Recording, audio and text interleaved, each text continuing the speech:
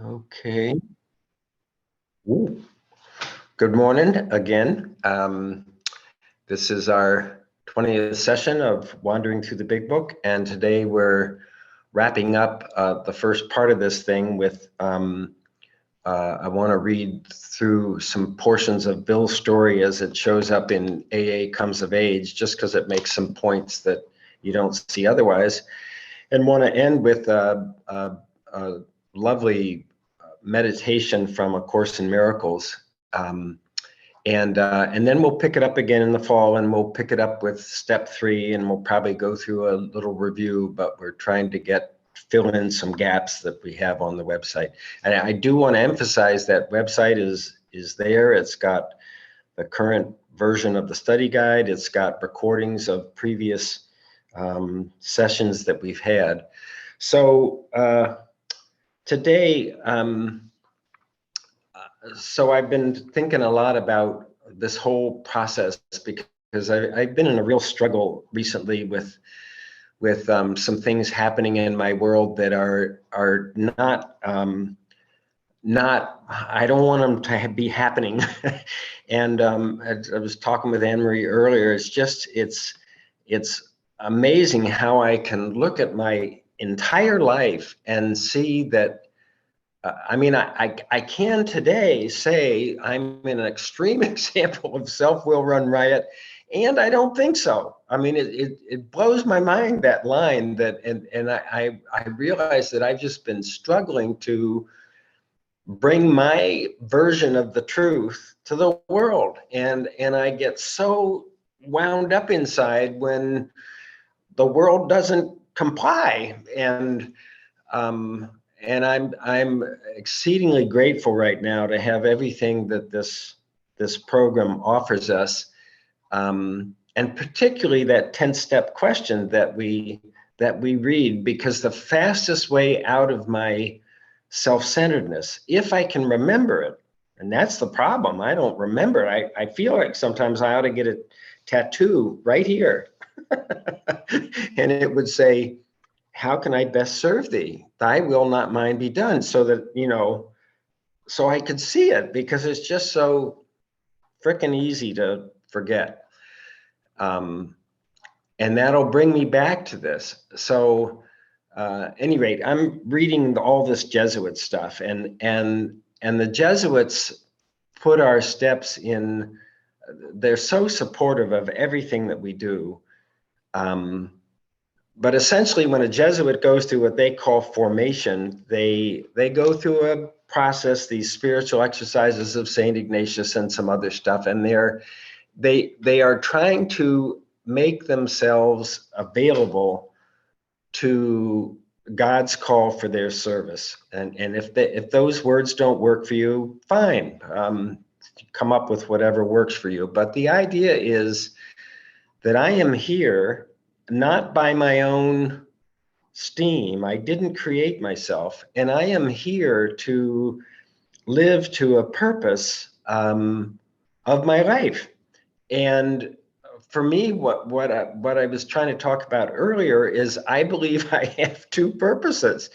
I have a purpose that my body and my mind are constantly telling me, you need to do this, you need to do that. They don't need to do this. They don't need, just me and the world and my body and my mind are telling me this is what I need and want, and this is what I don't need and want. And my soul, all that time, my spiritual component is kind of like, Jesus, Jack, are you ever going to get out of the way so I can do what I've come here to do? And I don't know what that is. So what I'm really trying to say is,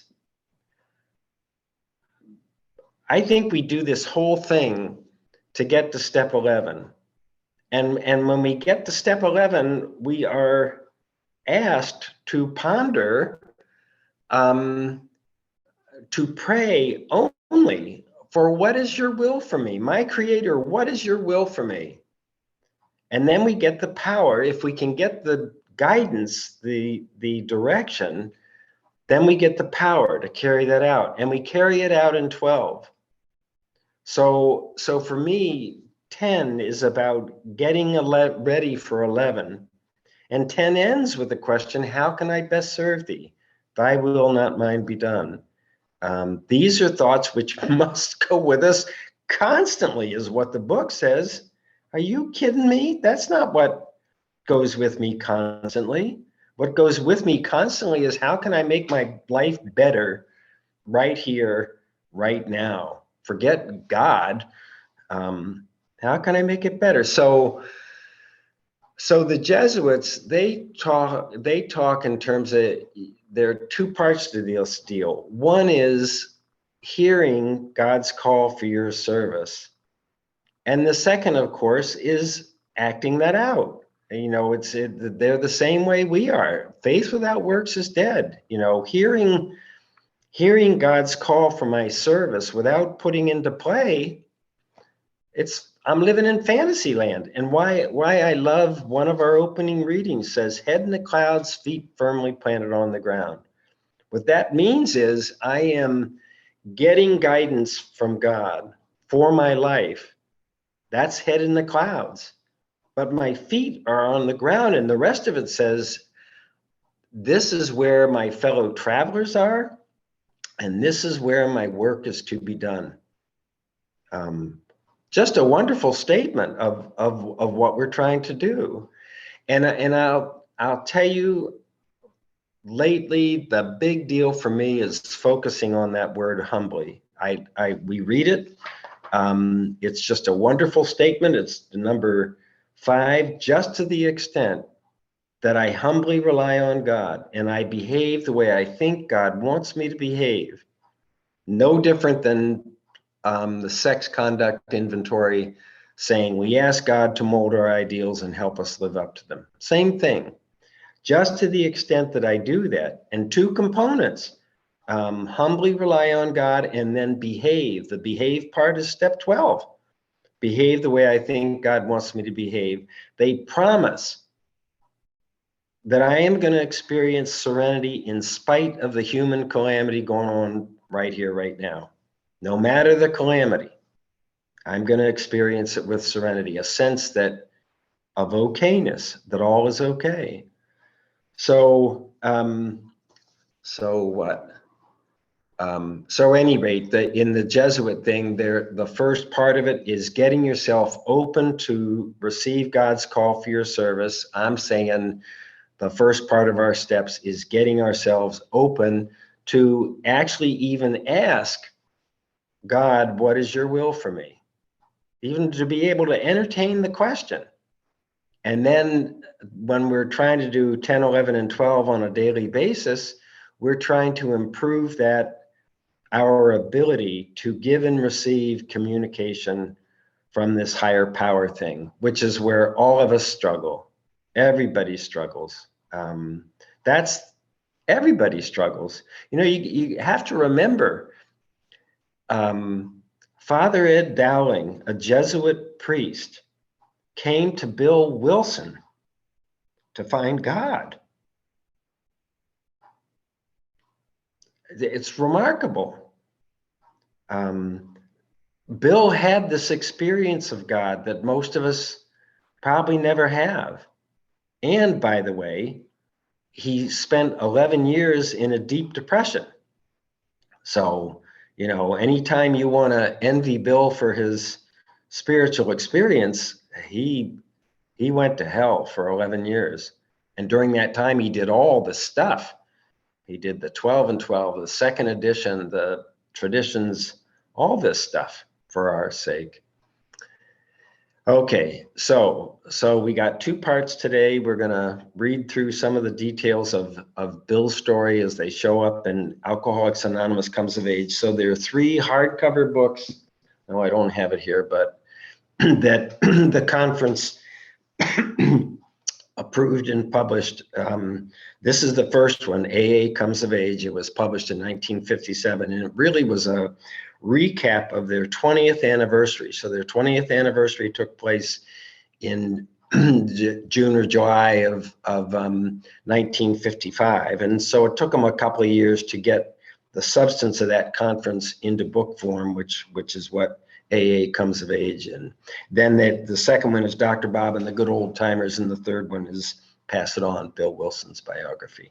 So I'm going to, I've got them here. It's 25 pages. The pages, each page is half again what Bill's story is. So if you multiply 25 times 1.5, it's the equivalent of 35 pages anyway of what's in twice the detail of what's in the book. And I know I'm not going to get through all this before we do this meditation, but we'll see how far. Being over ambitious is I think it's the cause of all my resentments. It's always, that's the one in the third column. It's where are my ambitions being thwarted? And my response to that is to resent you, as if that's a good idea. You get in the way of my ambitions, I'm going to turn my wrath on you and try to make it better. Okay, this is the very beginning of Bill's story. It is a tradition in Alcoholics Anonymous that we do not make speeches. We just talk about our own experiences, and the experiences of those around us. My talk will be no exception. About the middle of the summer of 1934, I lay in Charles B. Towns Hospital in Central Park West. I had been there before. I had met dear old Dr. Silkworth. He had thought at one time I might recover. But I had gone steadily downhill, and now I lay upstairs in the hospital knowing for the first time that I was utterly hopeless. Lois was downstairs, and this kind old doctor was trying in his gentle way to tell her the bad news that so many wives and husbands have received. He was trying to tell her what was wrong with me and that I was hopeless. And Lois was exclaiming, "But Bill has a tremendous amount of willpower." You never saw such an obstinate man when he sets his heart on something. He's tried desperately to get well. We've tried everything. Doctor, why can't he stop? The gentle little man explained that my drinking, once a habit, had become an obsession, a true insanity that condemned me to drink against my will. Wow. And she said, "Doctor, what can we do?" So he had to tell her that I would have to be locked up or go mad or die. Upstairs, I knew the story. It was the end of a long road. For the benefit of our friends who may not yet know how alcoholics get that way, let me go back in time when I was a child, time when I acquired some of the traits that had a lot to do with my insatiable craving for alcohol. So I know in my own experience, that first drink, I have to laugh. You don't hear it all the time, but you hear it enough. Somebody's describing that first drink, and the end of it is usually, "So I got wretchedly sick. The room was spinning. I woke up the next morning with a screaming headache, and I couldn't wait to do it again." It's like, there's somehow we go through an awful experience, but something happens in there. And I remember mine. It was like, because I was 13, 14, and I live in angst today, most all of the time. But as a teenager, the pain was excruciating. My doubts and fears and anxieties and trying to fit in and just all the stuff that you hear all the time when people talk, it was unbearable. And that drink made it bearable. It not only made it bearable, it made life exciting. And all of a sudden I felt uninhibited to try to do the things that somewhere inside I wanted to do. So it's just so easy to relate to what he's talking about. He runs through some details of his early life. When he was 10, he went to live with his grandfather. The grandfather shows up when he when Ebby's talking and he remembers his grandfather, and the two of them are sitting on a hillside, and grandfather's basically telling him, don't pay too much attention to those church people, but he's a deeply spiritual man. He's had his own awakening, and he dies fearlessly. That's what Bill says. He spoke of these things fearlessly before he died. Let's see. Okay, in that early period, now he's 10, 11, 12, I think, I don't know. I had to be an athlete because I was not an athlete. I had to be a musician because I could not carry a tune.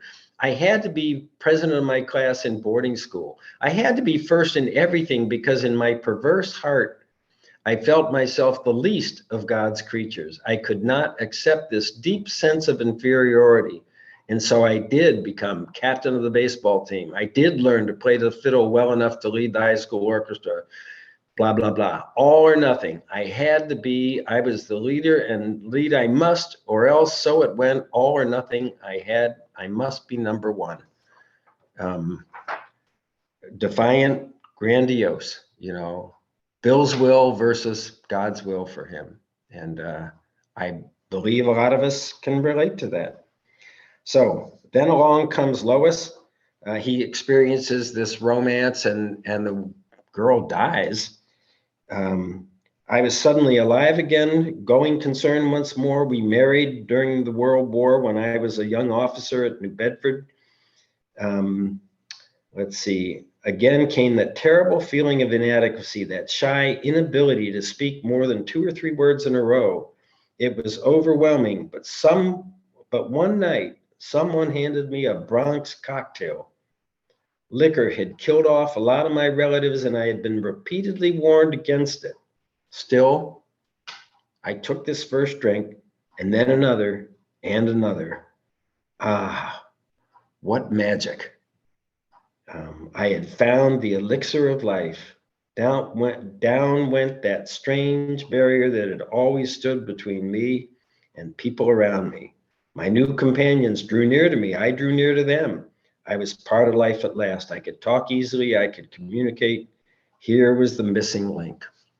So what an experience.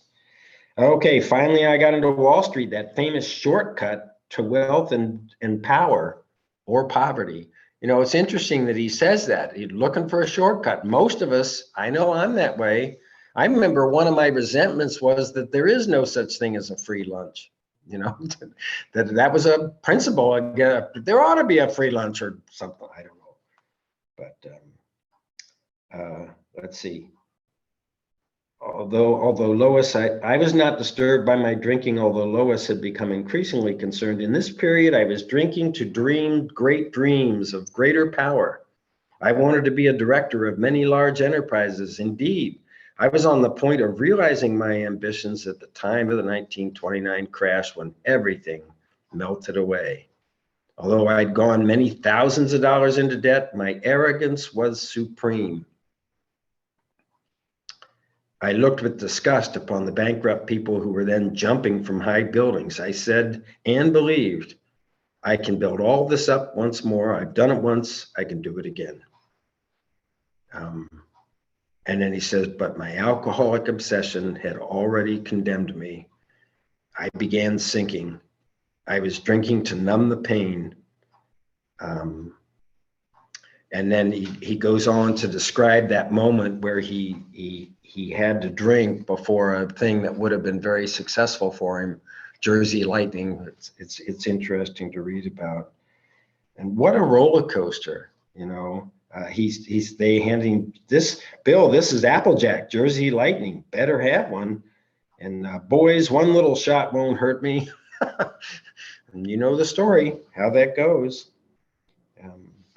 Okay, I'm going to move along so we will have enough time. And then he goes through, this is the moment when Ebby shows up. So again, the point in doing this is just to review our experience of coming into this program and the struggles that we go through.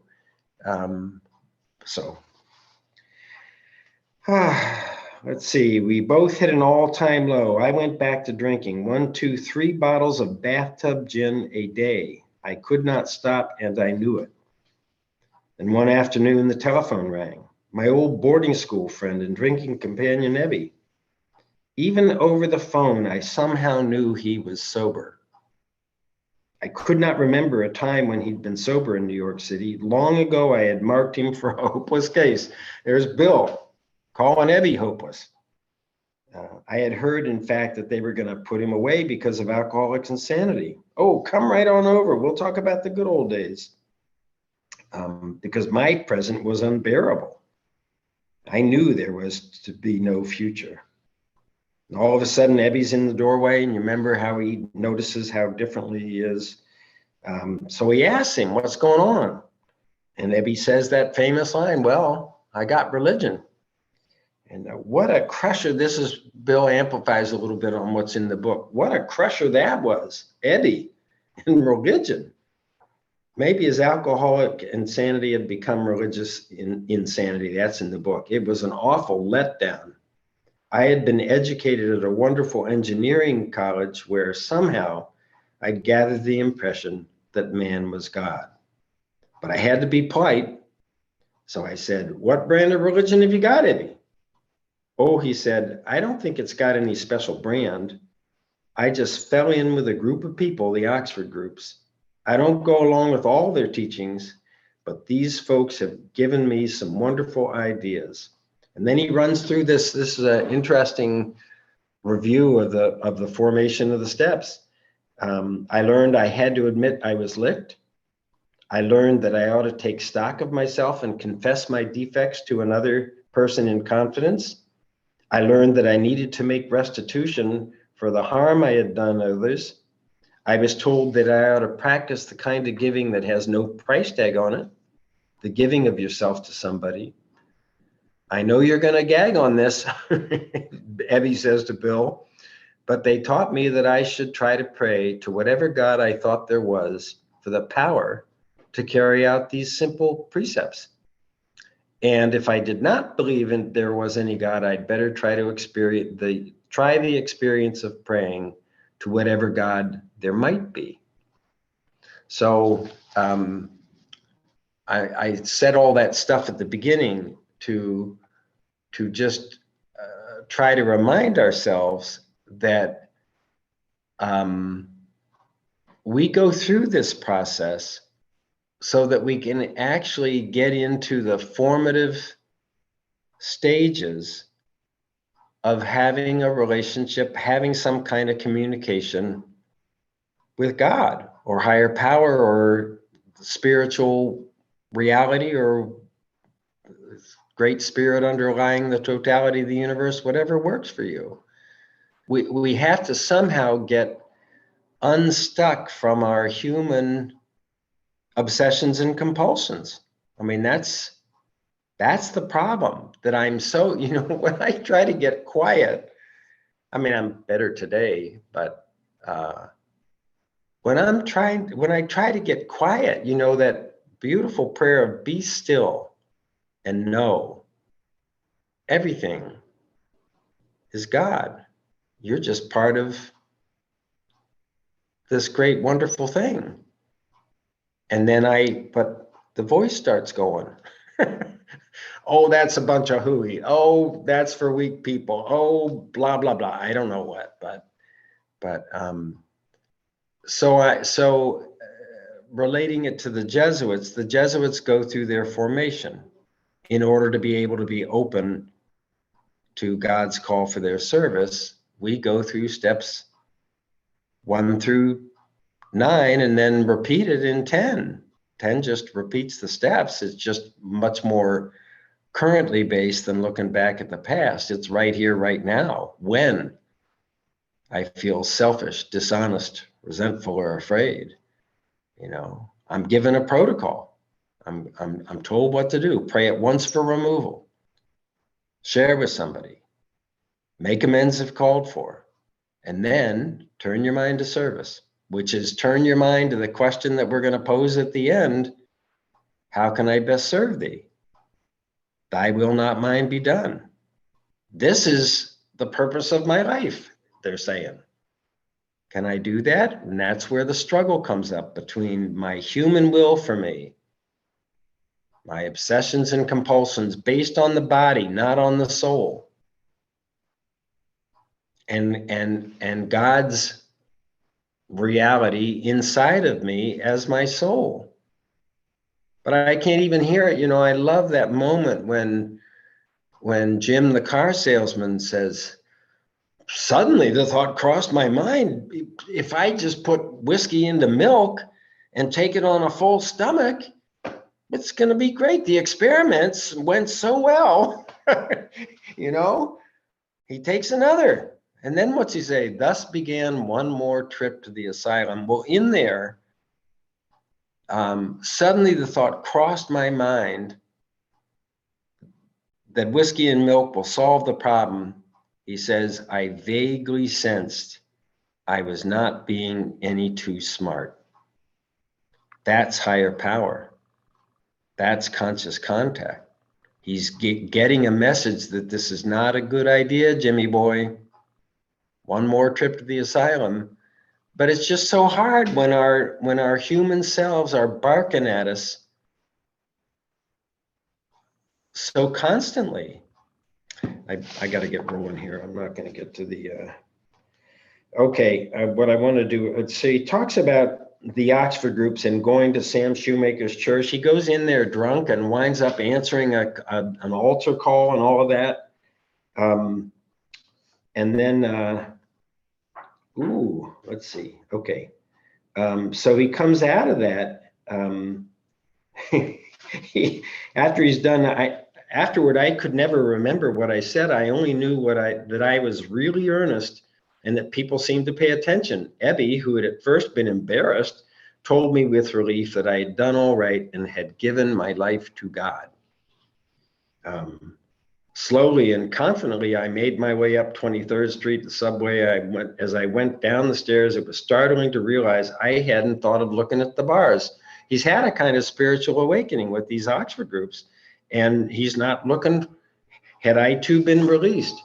Before going to bed, Lois and I had a long talk. There was hope in every word. Without an ounce of gin, I slept like a child. I was due for a terrible hangover the next morning, but I had almost none at all.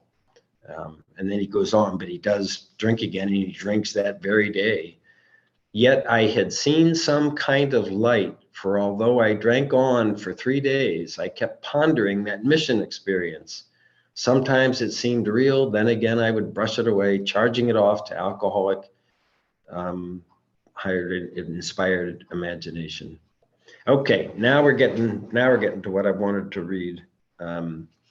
On the morning of the third day, my wandering thoughts gathered into sharp focus. I remembered comparing myself to a cancer victim. Would I not do anything I could to get well? And of course, he says, of course I would. So if there was a great physician who could cure the alcoholic sickness, I'd better seek him now at once. I'd better find what my friend had found. Would I, like the cancer sufferer, do anything? If getting well required me to pray at high noon in the public square with other sufferers, would I swallow my pride and do that? So he heads off to Towns Hospital again. And then I could take a clear-eyed look at Ebby's formula for sobriety. So then he's going up Clinton Street, and he wanders into the hospital, and so here we go. Now in very high spirits, I waved the bottle at Dr. Silkworth and said, at last, Doc, I found something. Even through my haze, I could see the good old man's face fall. And I know now how much he loved me. That fresh outburst really hurt him. I tried to explain the new thing I thought I'd found. He looked at me, shaking his head, and after a while quietly said, well, my boy, isn't it time you went upstairs to bed? I was not in too awful a condition. In 3 or 4 days, I was free of what little sedative they gave me, but I was very depressed. I was still choking on the God business. Bright and early one morning, Ebby shows up. He's smiling broadly, that's how we do. But he made me wait until I asked, and what was that neat little formula once more? And then it's the same old thing again.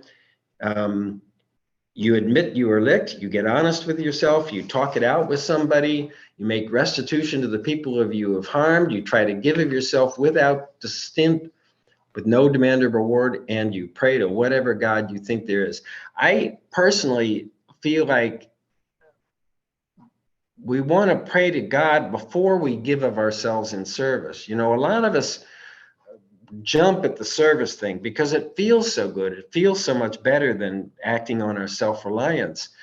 But in my mind anyway, there's a difference between me getting my marching orders from my higher power in what is the way I can best serve you, compared to just going to service because everybody's telling me service is a good idea and because service feels so good. It is a wonderful antidote to selfish self-centeredness. I'm not saying it. I'm saying the steps, the order of the steps is 10, 11, 12. That means I get my marching orders in 11. I don't give of myself to service and then pray to God afterward. I'm just saying in terms of the way this is. Okay, here we go. My depression deepened unbearably, and finally it seemed to me as though I were at the very bottom of the pit. I still gagged badly on the notion of a power greater than myself. But finally, just for the moment, the last vestige of my proud obstinacy was crushed. All at once, I found myself crying out, if there is a God, let him show himself. I am ready to do anything. You know, so often it's the same story we read at the end of We Agnostics, the story about Fitzmayo. And his experience is he gets this great thought that crowded out all else. Who are you to say there is no God? And many of the stories will come up with when I ask God to reveal itself to me, God shows up. If I'm capable of being still and listening, which I say again is the work of 4 through 9 is stilling the power and compelling nature of those inner voices, either telling me to be angry at somebody. You know, it's always a good idea to run through those instructions. Are so good. We avoid retaliation or argument. We wouldn't treat sick people that way. Instead, we ask God for a kindly and tolerant view. In the fear page, 68, we avoid apologizing for God. You know, we don't apologize. It's just a great question. How do I apologize for God? And I feel like anytime I'm in fear, I'm actually apologizing for God. And the book says I fear because I'm self-reliant, and my self-reliance ultimately fails me. What is the exact nature of my wrongs? I keep turning to my self-reliance, and because it's based on human principles, you know, the body and the mind, it fails me. And I don't have any option. So page 68 says we never apologize for God. Instead, we let God demonstrate through us what God can do, which is exactly what the third step prayer says. Take away my difficulties, that my victory over these difficulties will demonstrate your power, your love, your way of life, not the power of my self-reliance. And then you get to the sex conduct, page 69. We don't judge other people. We don't judge we are not to be the arbiters of another person's. Instead, we ask God to mold our ideals and help us live up to them. That's the answer. And that's step 11. That's step 11 and 12. God, please mold my ideals. How can I best serve thee? And then carrying it out in 12. Okay, anyway, so here he is. If there is a God, let him show himself. I am ready to do anything. Suddenly, the room lit up with a great white light. I was caught up into an ecstasy which there are no words to describe.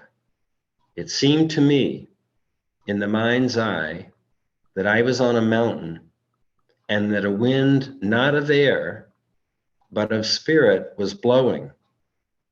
And then it burst upon me that I was a free man. Slowly the ecstasy subsided. I lay on the bed, but now, for a time, I was in another world, a new world of consciousness. All about me and through me, there was a wonderful feeling of presence. And I thought to myself, so this is the God of the preachers. A great peace stole over me, and I thought, no matter how wrong things seem to be, they are still all right.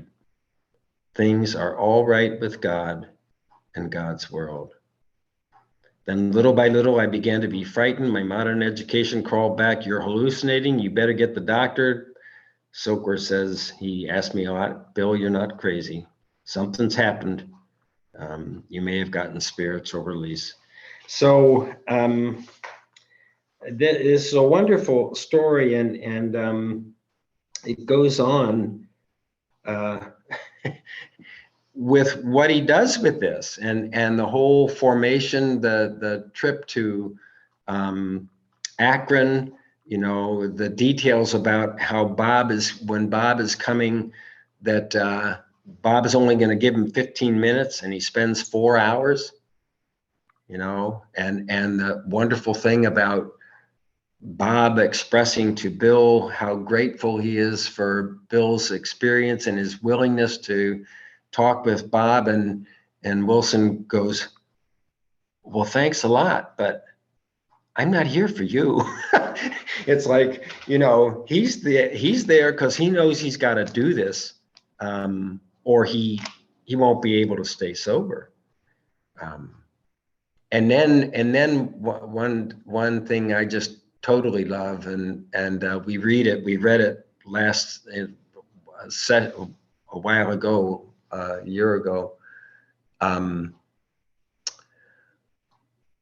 When at 2 weeks after Bob is sober, so you got to remember now, Wilson is 6 months sober, right? 6 months. Dr. Bob is 2 weeks sober, and Bob says, we better get busy or we're going to lose this thing. And they call up the hospital, and there are 2 versions of it in the 4th edition. One version's in A Vision for You, and what we do in these sessions is we read that version, and then we read the more complete version, which is AA number 3. The fascinating part to me is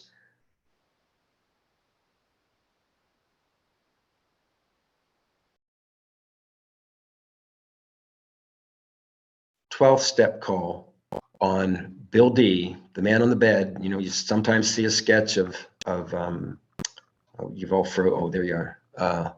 You see the man on the bed, and they essentially ask him 5 questions, and it's a model for how to approach people, and it's hard to do. So the first question they ask him is, do you want to stop drinking?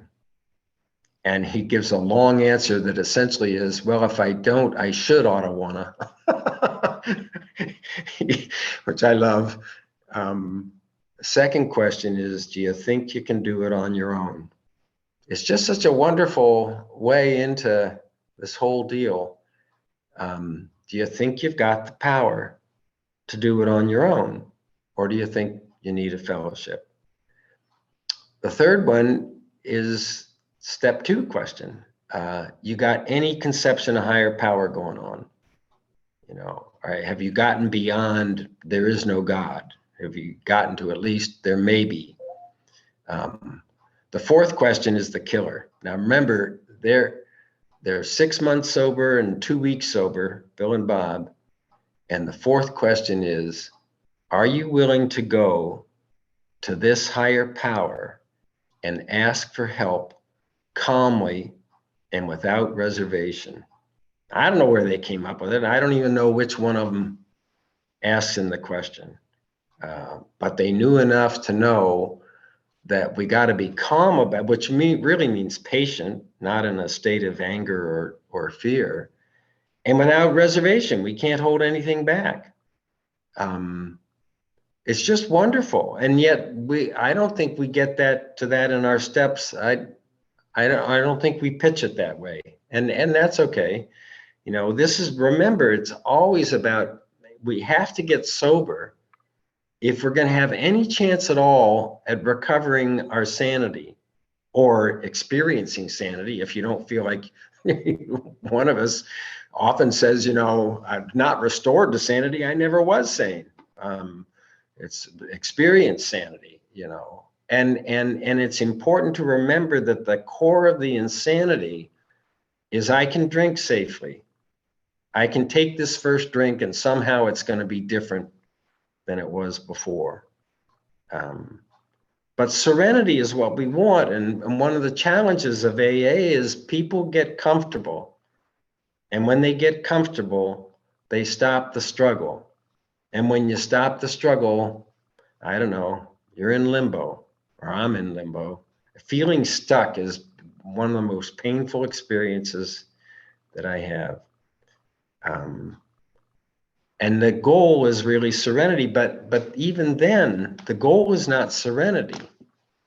The goal is to humbly rely on God and behave the way you think God wants you to behave. And the promise is that if I will humbly rely on God through step 11, that's step 11, and behave the way I think God wants me to behave, that's step 12. They promise me that I will experience serenity in spite of the calamity, no matter what the calamity. That's an awesome promise. And remember, it also means if I'm not experiencing serenity, I only got to do two things: humbly rely and behave the way I think my Creator wants me to behave, which I know for me is patient, tolerant, kind, and loving, but I have to be shown the way. I don't come up with that stuff in here. I come up with impatience, intolerance, unkindness, and fear when I'm up in here. This is asking for a whole different thing. All right, so I just want to close with this thing, and just to explain to you, this is something called A Course in Miracles. It's 1,300 densely packed pages, unfathomable. I read it for 20 years drunk. It has definitely made me much more open to it. It helped me stop practicing contempt prior to investigation, and to be more open to let go of old ideas. Let me put it that way. It's a process of letting go of old ideas and trying to become accustomed to some new ideas. So this is lesson 189. And there are 365 lessons. They're designed to do one a day for a year. And